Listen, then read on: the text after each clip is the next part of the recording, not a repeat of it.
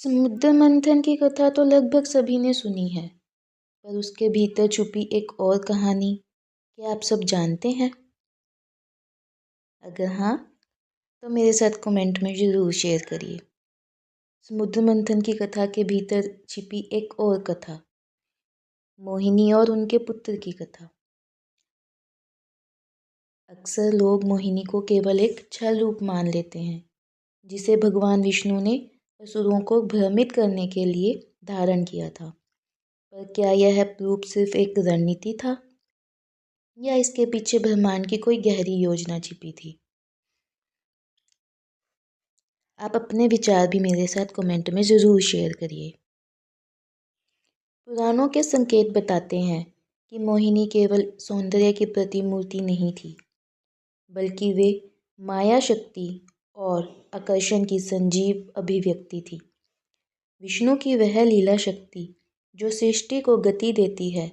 जब देवताओं और असुरों के बीच अमृत को लेकर संघर्ष चरम सीमा पर पहुंच गया, तब मोहिनी का प्राकट्य हुआ। उनका हर कदम, हर मुस्कान किसी अदृश्य ऊर्जा से भरी थी। असुरों का विवेक जैसे क्षण भर में लुप्त हो गया। यह केवल रूप का प्रभाव नहीं था, यह माया की वह क्षमता थी जो सत्य को भी आवरण में छिपा देती है।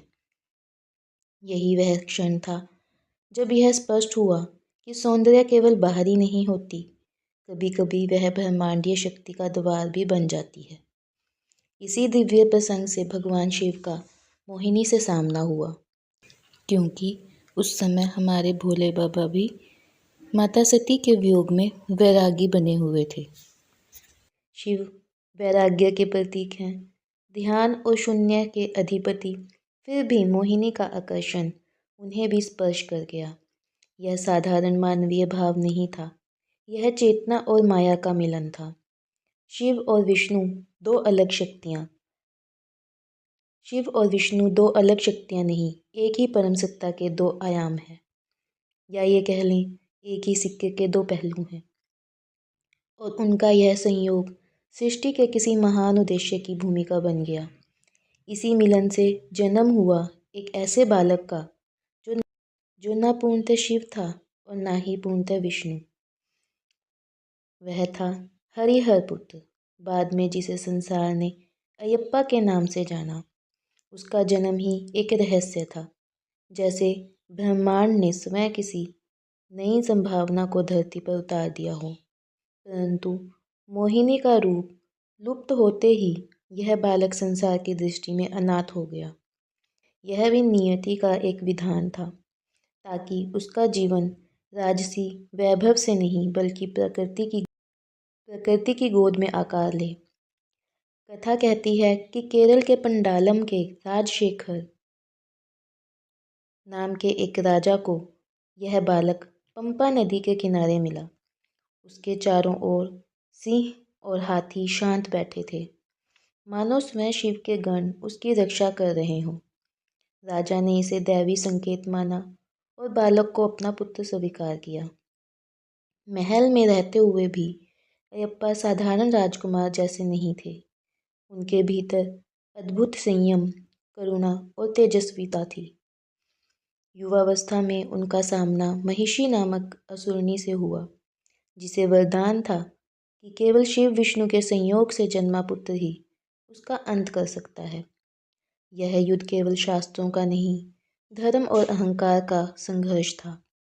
अयप्पा ने महिषी का वध किया, पर अंतिम क्षणों में उसने उनसे विवाह की याचना की।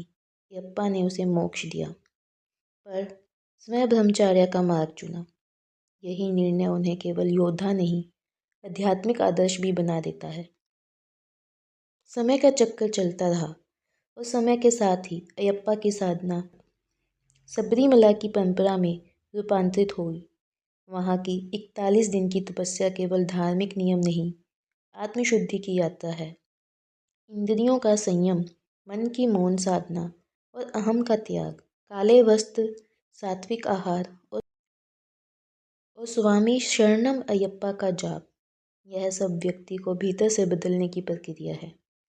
मोहिनी और अयप्पा की कथा इसलिए महत्वपूर्ण है क्योंकि यह लिंग, रूप और सामाजिक सीमाओं से ऊपर उठकर बात करती है। यह बताती है कि दिव्यता किसी एक परिभाषा में नहीं बंधती। शिव चेतना है, विष्णु माया और अयप्पा इन दोनों के संतुलन का प्रतीक। हर मनुष्य के भीतर भी यही दो धाराएं बहती हैं और जीवन का अर्थ ही इन्हें संतुलित करने में है। यह कहानी केवल पौराणिक प्रसंग नहीं, एक आध्यात्मिक दर्पण भी है और सिखाती है कि सच्ची शक्ति बाहरी प्रदर्शन में नहीं, आंतरिक अनुशासन में होती है। हर रहस्य तर्क से नहीं, अनुभूति से समझा जाता है और दिव्य लीलाएं हमें भ्रमित करने के लिए नहीं, भीतर के सत्य तक पहुंचने के लिए घटित होती हैं। इसी के साथ हम आपसे विदा लेते हैं।